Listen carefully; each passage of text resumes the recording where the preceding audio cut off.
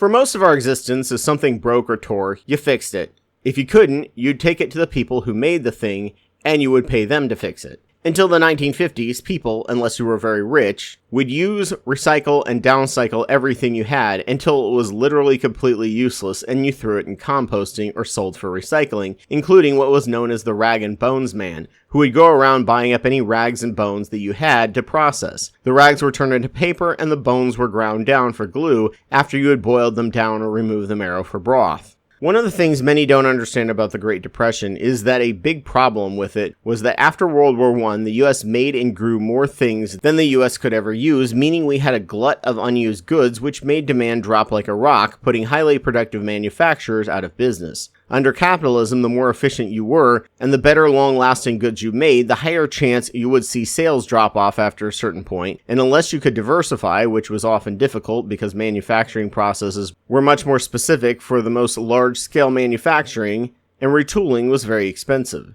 This concerned a lot of economists, having some take the radical idea that everything should have an expiration date on them, and if you use them after a certain date, you could get fined for it. You had to send it in and have it destroyed. This was a serious concern during the entirety of the Roaring '20s, and people benefited from the glut of goods, giving them affordable prices on many things. Then trade wars broke out around the world, and governments began slapping tariffs on each other in a tit-for-tat battle. Suddenly, that glut went from something that benefited the average person to mass layoffs on a level never seen before because they couldn't sell off their gluts anymore to foreign markets. Sound familiar? This led to a decade we now know as the Great Depression. As we returned from World War II, the US was the only one left standing with a functioning manufacturing infrastructure and was now both the breadbasket and the manufacturing hub of the world. Now there was no longer any glut, but a shortage. We ratcheted up our manufacturing abilities to an insane level, and with manufacturing having the greatest union power, one male parent could work 40 hours a week and own a house and a car and send their kids to college. At that time, everything made was designed with repair in mind. If it was made, you could repair it. Each good had a repair guide that either came with it or was available for purchase, as well as a design schematic. However, at a certain point, the rest of the world rebuilt their manufacturing and began ramping up their production, and the US began noticing the glut issue they had before the Depression. By that point, most people had everything they needed to enjoy a happy life. Other than the occasional new technology like the next kind of TV or audio recording system, people bought things that were made to last. Back then, housing was cheap and goods were expensive, but that is because they were made to last and be repaired, so you only needed to buy one in your entire life and often pass it down as an heirloom. With this equilibrium of contentment and efficiency exponentially rising in manufacturing, known commies Richard Nixon and Milton Friedman believed that by the year 2000, the average single-family worker would only need to work 20 hours a week and still live just as good a life as they did in the 1970s. There is a reason why George Jetson only works 2 hours a week, and this was expected with manufacturing and consumerism at the time. However, this scared corporations who were also now in the age of Mad Men and needed ways to put consumerism on steroids. The invention of many plastics was their saving grace. For most of the US, glass bottles were a circular economy where nothing was wasted. You paid a small fee to rent the bottle, and then you got the money back to return the bottle. Germany has this system well in place. I still remember taking our pop bottles to the local IGA as a kid, and you would put them on the roller conveyor and slide them into the back room in the hole in the wall. The petroleum industry had the most powerful of any industry in the nation and needed more ways to sell their products and began pushing campaigns and subtle advertising to teach Americans to throw things away, promoting single use as a convenience and a freedom. When people started littering, a concept which never really existed before, as someone would salvage it if you did, they shamed the individual by making an ad where you, the individual, made the Italian Native American cry, not them in their greed, teaching you and pressuring you to throw things away. The environmental movement, already bogged down with their bigger issues such as air pollution, heavy metals, Great Lakes catching on fire, and nuclear proliferation, were unable to keep up with this new disposable trend and kind of thought that Keep America Beautiful campaign, created by the giant corporations, was on their side until landfills suddenly became a crisis point. Getting rid of all this waste soon became an existential crisis, and the NIMBYs sure didn't want a landfill in their backyard, even though they made the majority of disposable single-use waste and pressured politicians against it, so landfills were built in areas with people with poor political and financial power, which often led to groundwater contamination and pollution. Over time, landfills became very efficient at being scaled up, so they were just out of sight, out of mind to the point that we barely think about them.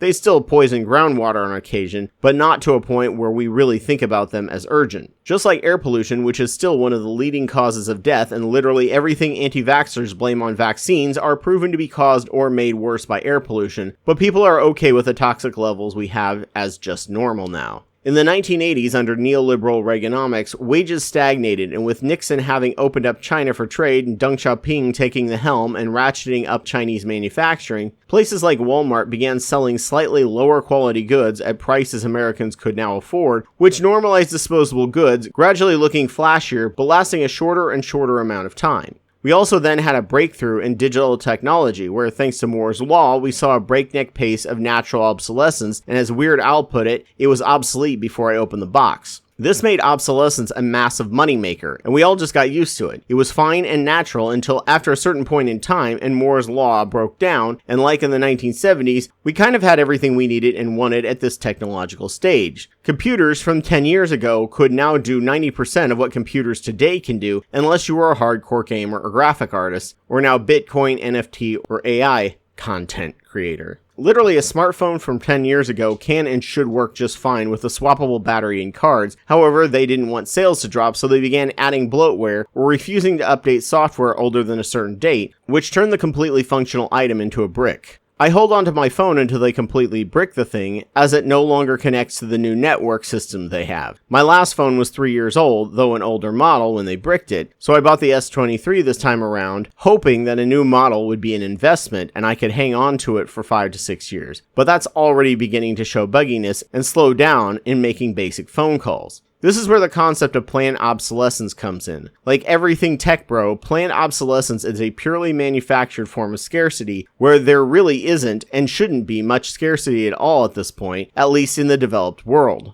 Vehicles had reached peak efficiency, and they began putting computers in to increase efficiency, which was better for the planet but ended up stopping the average person from fixing parts of their car. As this practice ramped up, many companies began masking technology as too complex for people to fix themselves, even if they were actually repairable, killing things like warranties if you dared try to repair them yourself or get someone who wasn't part of the company's repair monopoly to do it. A peak sign of this was the ice cream machines always being broken down at McDonald's. Always. This was no accident. They were designed in a way that simple things would effectively break the machine and only the repair techs could come in and fix them. The machines were purposely designed to make the operator fly blind as to what the hell was going on, costing franchise owners billions in repair costs that didn't need to happen. It wasn't until a few years ago that a company began making a code reader that allowed them to see the inner workings on what was going on, and they immediately realized that so many of the issues were easily fixable or just preventable and didn't need anyone with any repair qualifications to fix them. McDonald's warned everyone not to use this code reader or they would be breaking franchise contract, but enough owners staged a revolt and lawsuits that they had to back down. That is why you went from years without McDonald's ice cream and why you can have it now. For most of their existence, farmers fixed their own tractors. Over time, it became illegal for this to happen, and like McDonald's, threatened farmers from fixing their own tractors or hiring local repair folks because the software is too technical for them. John Deere was able to brick all of their Russian tractors during the outbreak of the special military operation, which was a useful tool, but also shouldn't be able to happen. As said in Davos, you will own nothing and you will be happy. You don't own anything. They do, so long as there is no right to repair. And more fixable things end up in the landfill that should have never been produced in the first place. We now even have cars with heated seats that are there and fully functioning, but you can't use them without a subscription.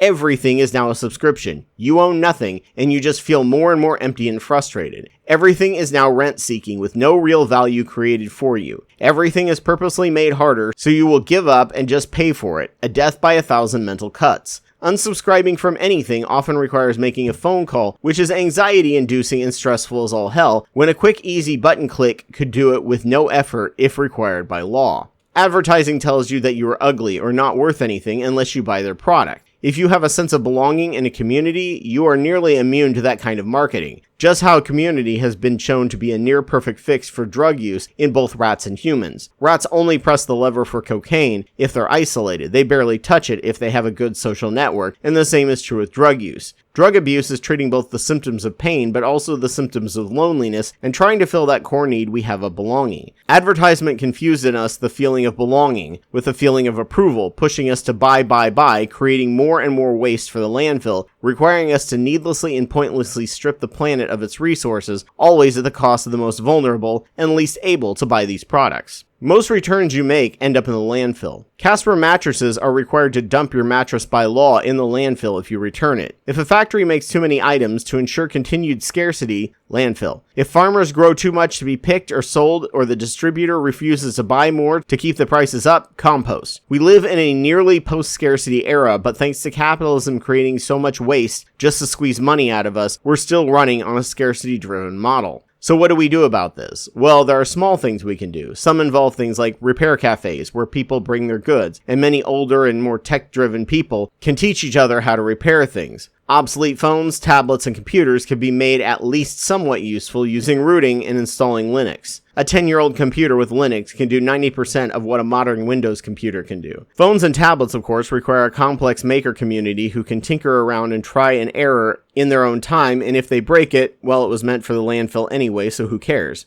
Bikes and sewing machines are the first mass-produced goods, and while there is a huge bike repair community, knowing how to fix sewing machines is a dying art, to the point that every time we get our machines worked on, it's always some 70-year-old retired person who does it, and they're dying off. There is even a Nissan Leaf community now that takes the very early 2010s model of the Leaf, with like an 80-mile range, and hack the software and allow you to put modern batteries in them and get the range of many modern cars. They are out of warranty now, so no worries there, and so long as only the battery is dying, the mechanical system is so simple, there's no reason whatsoever why it shouldn't last for decades, adding more and more battery power with each new battery breakthrough. But they don't want that. They want you to no longer be able to use your old item and instead buy the new thing you can't afford and never needed to afford in the first place, but without public transit you must own. The other big changes needed will be political. All 50 states have some form of right to repair laws in the works, especially since farmers have some political sway still, much like the McDonald's franchise owners. But we also need regulations on manufacturing that allows you to repair and forces them to design the item to be repaired to reduce waste. A phone with the ability to swap the camera, memory cards, screens, and batteries could make a phone that could last 10 to 20 years, but then rich people would make less money.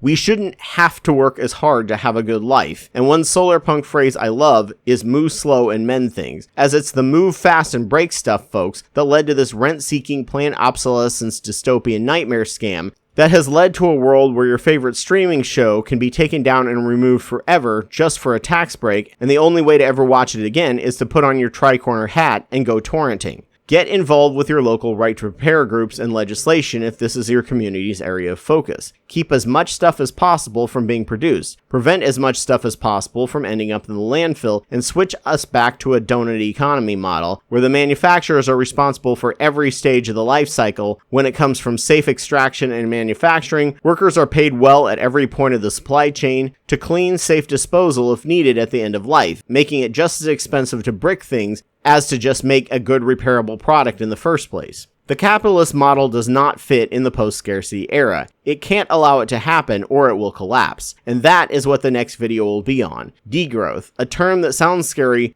but it's only about the reduced GDP growth, not because we all have less, but because we are all spending so much less on pointless waste that forces scarcity onto a post-scarcity world, destroying the planet in the process. Thank you for watching. Please like, subscribe, and share. If you wish to be a part of this project, or want your Solarpunk art displayed discussing any of our main points of focus, please send everything to solarpunkusa@proton.me. There is also a Patreon link for my main channel if you like what I'm doing. For the first section involving community building, this channel will be run directly by myself. After that point, I hope to make this a collaborative project with many people involved, including voice, information, and editing, to make this a robust channel that can spread and grow.